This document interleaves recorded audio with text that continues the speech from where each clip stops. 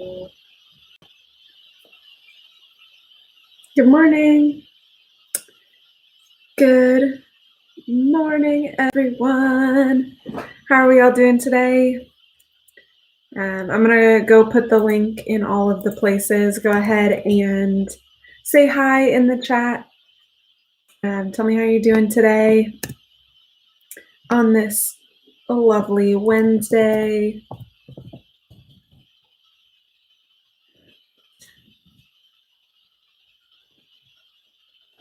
I hope you all are having a great day so far. I realize I'm sort of like it feels like I'm the only person who is still on like a normal school schedule. So I realize that for many of you, you haven't had much of a day yet. But either way, tell me how it's going. Good morning, Jacqueline. Hey, Gunica. How are you guys doing this morning?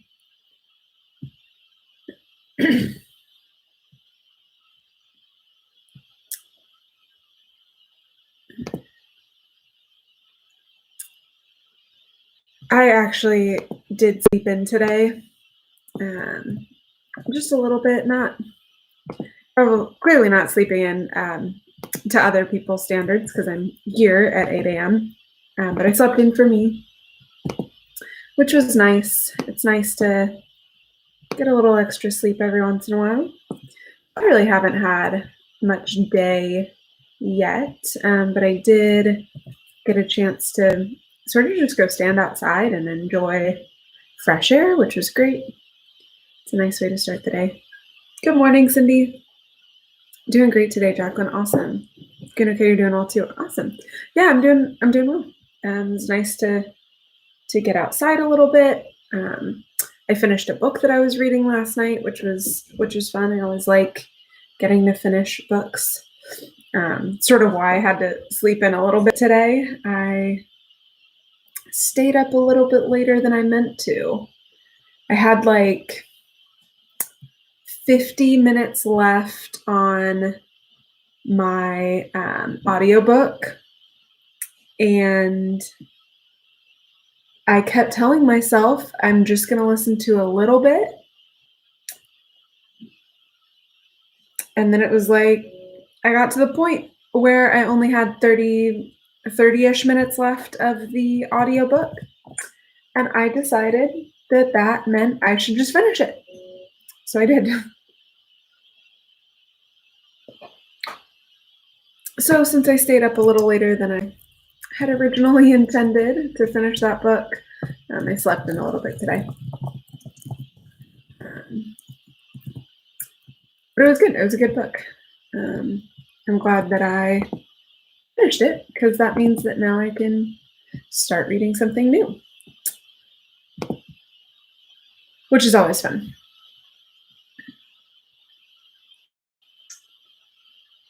The next book I have to figure out is I do a long distance book club with my two college roommates, and we need to pick our next book so that we can have a fun long distance book club.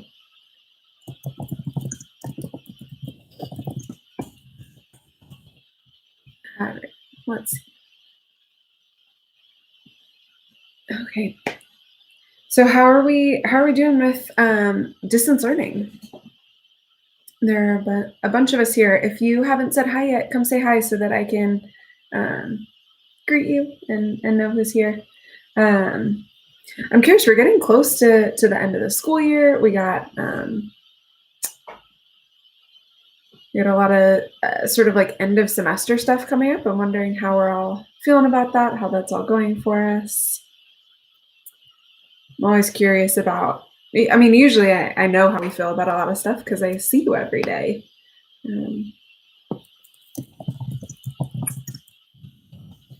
It's weird to not sort of feel like I have a pulse on how everyone's feeling about just like sort of general stuff. Hey, good morning, Cydia. Hey, Alicia. Morning, Mom. Alicia, you're doing great. That's awesome.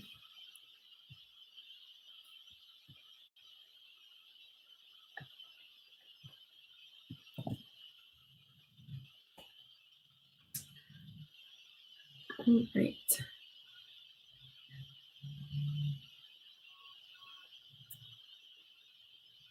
Yeah, this is going to be a weird end of semester for sure. I was thinking about it yesterday. This is going to be the weirdest end of a school year that I've ever had for sure. And hopefully it's the weirdest one I will ever have again. I hope to never have an end of the school year that is this weird, because it's been really weird.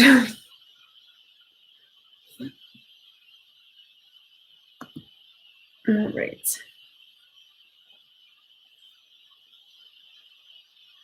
Jacqueline, distance learning is okay. Keeping up with the work, well, that's awesome. For a lot of us, that's just the hard part is being able to keep up with what we're supposed to be doing every day.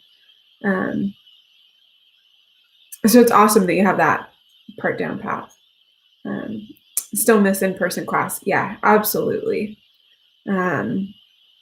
It's something that I'm trying to figure out more and more is how we can simulate that feeling of in-person class when we can't actually be in person together. Yeah, it's interesting. I feel like our final isn't. If you've done the work all semester, it really is not that hard or scary. And maybe part of that is because when we're all together in class, we can talk through it, and you get lots of feedback, and so it feels less hard and scary. But then in this way, I think some of that help that I can do to help not stress you out isn't really working. Of course, I can't say anything for the rest of your classes. Hey, good morning, Miss Garcia. Alicia, you're liking that distance learning is allowing you to work at your own pace. That's awesome. Yeah, I think as much as possible. Like, I get that it's sort of nice to. I certainly like being able to control my schedule a lot more. One of the things that I've always said was a challenge of being a teacher and working at a school is just having no control over my own schedule in the day. Just simple things like, what if I don't know, make something where it needs a little while to heat up in the microwave and I need more than 15 minutes to eat, because really that's about all I get. Or what if I have to go to the bathroom in the middle of a class period? Can't do that. So I like this feeling where like I can sort of tend to my own needs throughout the day. But I think the experience of seeing each other in person, it's not worth all this. I think it's a lot harder to do a lot of stuff. Good morning, Marissa. So yeah, I'm trying to work on some ways to make it feel like we're all in person in class, even when we're really not. So I don't know about you guys. I loved when we did like the vocab jams. I thought that was so fun. It felt like we were all together hanging out in the classroom. So we're going to do some more stuff like that today. Since we're talking about sort of like wrapping up our poetry, we're going to do the last round of the Poetry Madness bracket. We're gonna see what our top two are, and we're gonna talk it out.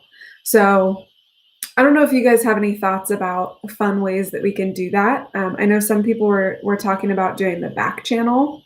That was a fun activity, so we might do that. But if there were any activities that we did in class that you thought were really fun that you think we can do today to do as like discussion for the brackets, to like discuss the two poems, let me know, because I think that might be really fun. All right.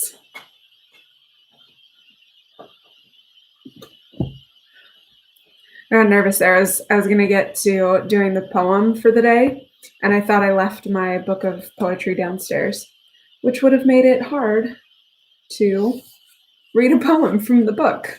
But I did not. It was up here, which is good. I'll do that one. Awesome.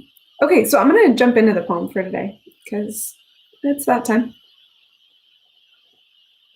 All right. So I'll go ahead and type the title of it in the chat.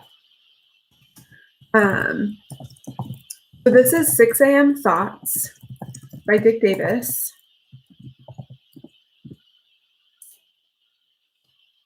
And I just think that this one is really fun. It sounds more and more like sort of the experience that I hear a lot of adults, a lot of my friends having at home right now. So this is 6 a.m. Thoughts. As soon as you wake up, they come blundering in like puppies or importunate children. What was a landscape emerging from mist becomes at once a disordered garden. And the mess they trail with them, embarrassments, anger, lust, fear, in fact, the whole pig pen. And who'll clean it up? No hope for sleep now.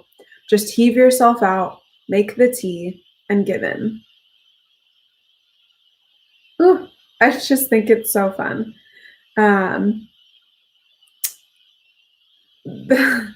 This idea of like the people who come in and interrupt your sleep and force you to sort of get your day started before you're ready. And there's just no stopping it. There's no holding back. At some point, you just gotta give in, grab your tea, grab your coffee, and enjoy. Do what you can. So that might sort of be how you all are feeling, is maybe when your parents come to wake you up in the morning for distance learning school, or maybe you have little siblings who come in and wake you up, or pets. But yeah, I think especially right now, that whole idea of like 6 a.m. thoughts of, great, I guess I'm awake now, getting up, getting started with the day.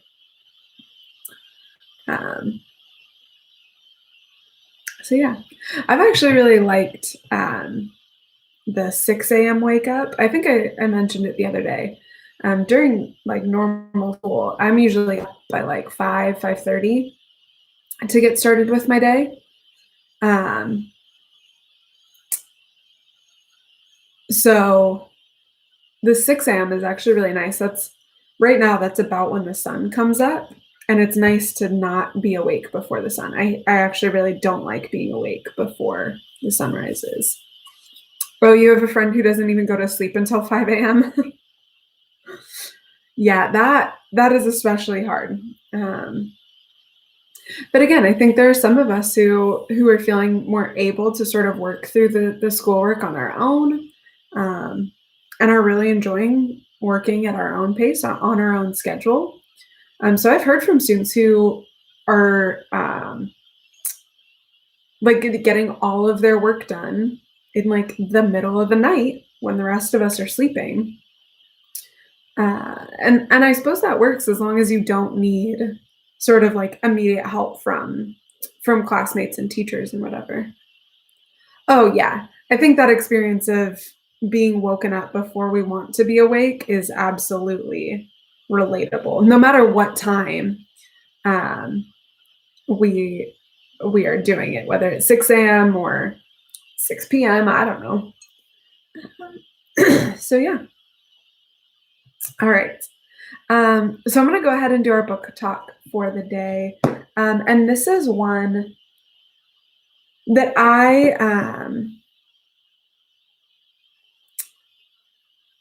recommend often, but it's because it's really good. And I know that there are some of us, some of our classmates, who have read this year and really liked it. I know that it was going through my 5th period class at one point, where like one person read it and then started recommending it to the people near them. So I think we at one point had like 3 or 4 people in 5th period who were reading this book sort of all one right after the other. So this is The Absolutely True Diary of a Part-Time Indian by Sherman Alexie. And this book is amazing. It is so incredibly good. I like to think of it as the like step up from Diary of a Wimpy Kid, because it has pictures. So you can see it here. It has these little cartoon images in it, but they're not on every single page. So there is definitely more text than on like Diary of a Wimpy Kid. But it feels a little bit more grown up. A Diary of a Wimpy Kid is about a kid who's like elementary, middle school age. Junior is a high school student. The main character here is a high school student. So the drawings, the humor is what reminds me of Diary of a Wimpy Kid. But I feel like this character is more relatable to high school students because he is also a high schooler. And it deals with some more mature themes. Diary of a Wimpy Kid is a lot about like relationships, right? His relationship with like his friends and his family members, and sort of just like silly situations that he gets into. Whereas Absolutely True Diary deals with some more really like challenging social issues. So I'm going to read the back because I think it's a great explanation of what the book's all about. So it says, Junior is a budding cartoonist growing up on the Spokane Indian Reservation. Born with a variety of medical problems, he is picked on by everyone but his best friend. Determined to receive a good education, Junior leaves the res to attend an all-white school in the neighboring farm town, where the only other Indian is the school mascot. Despite being condemned as a traitor to his people and enduring great tragedies, Junior attacks life with a wit and humor and discovers a strength inside of himself that he never knew existed. Inspired by his own experiences growing up, award-winning author Sherman Alexie chronicles the contemporary adolescence of one unlucky boy trying to rise above life everyone expects him to live. So this book is really fun to read. I think there are some of us here who have read The Hate You Give. And so Junior, the main character here, is in a similar situation where we talk about in The Hate You Give, Star Carter lives in like this all-black neighborhood, but she goes to essentially an all-white school. Junior's in the same boat. He lives on an Indian reservation, right? So everyone who lives there is like him, comes from the same tribe that he came from. And like they are all dealing with specific things there, and yet he goes off the reservation to go to school. And so he's in this sort of in-between space, right? Where he feels kind of weird and awkward in both places. And he feels that way as he's trying to deal with just like normal teenage stuff. So it's a really, really good book. It's really fun and funny. So I'll go ahead and read a little bit of it so that you get a feel for the way the story sounds and how to feel it. Sorry, I'm just making sure that there's no bad words in the first like one page. Okay. Sometimes I think I'm going to read the first page of a book and then I realize like, there are some words that I can't say on that page. Okay. So this first chapter is called The Black Eye of the Month Club. I was born with water on the brain. Okay, so that's not exactly true. I was actually born with too much cerebral spinal fluid inside my skull. But cerebral spinal fluid is just the doctor's fancy way of saying brain grease. And brain grease works inside the lobes like car grease works inside an engine. It keeps things running smooth and fast. But weirdo me, I was born with too much grease inside my skull. And it got all thick and muddy and disgusting. And it only mucked up the works. My thinking and breathing and living engine slowed down and flooded. My brain was drowning in grease. But that makes the whole thing sound weirdo and funny, like my brain was a giant french fry. So it seems more serious and poetic and accurate to say I was born with water on the brain. Okay, so maybe that's not a very serious way to say it either, but the whole thing is weird and funny. But geez, did my mother and father and big sister and grandma and cousins and aunts and uncles think it was funny when the doctor cut open my little skull and sucked out all that extra water with some tiny vacuum? I was only 6 months old and I was supposed to croak during the surgery. And even if I somehow survived the mini Hoover, I was supposed to suffer serious brain damage during the procedure and live the rest of my life as a vegetable. Well, I obviously survived the surgery.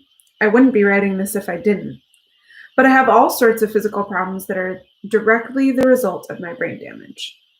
First of all, I ended up having 42 teeth. The typical human has 32, right? But I have 42.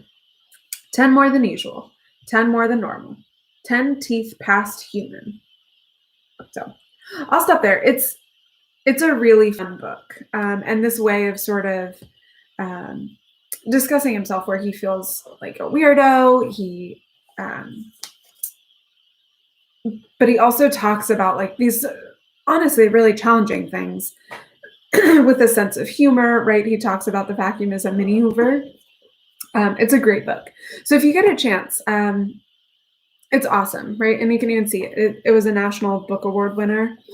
Um, so it's a really well regarded book. So if you get a chance, I really recommend it. Oh, Jacqueline, it's going on your to read next list. Awesome. Yeah, it's a great read, and it's a pretty quick read too. It's not like a hard, serious, boring book. Yeah. All right, what else are we thinking today, y'all? What questions do we have? What big ideas do we have?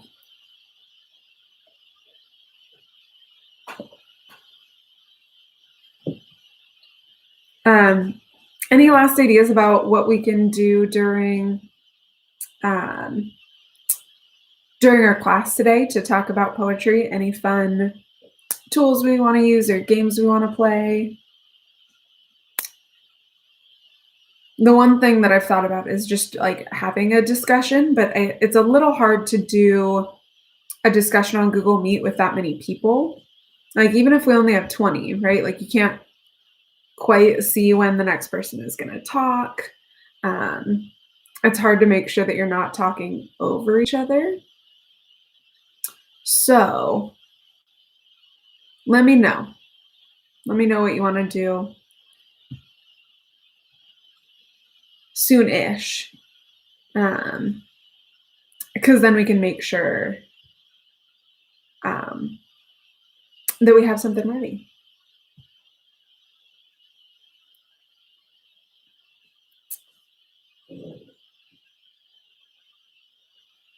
Oh, man. All right. Oh, I just opened up the email. It's not looking too bad today, which is a little surprising. Oh, Gunica, do you know what like program or website that teacher used to have like a poll for a favorite poem?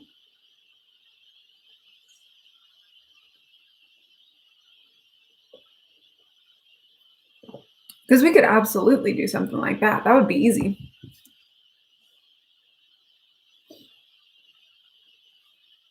Based on the vote so far, I have a feeling that we Oh, it was a built-in feature of Adobe Connect. Interesting. Yeah, I was like, I have a feeling I know what the poem would be based on what the votes have been lately. um, Seriously, they have been like landslides on almost every vote. So there's that. Okay, back channel for class discussions. Yeah, that's easy to do. And really, we could probably even use like the chat feature of Google Meet um, as a back channel, right? That we can just be chatting and talking um, on the like video screen, but have that chat just on the sidebar. Then we wouldn't have to open up a separate thing. You won't have to have like those two tabs open. All right. Well, cool.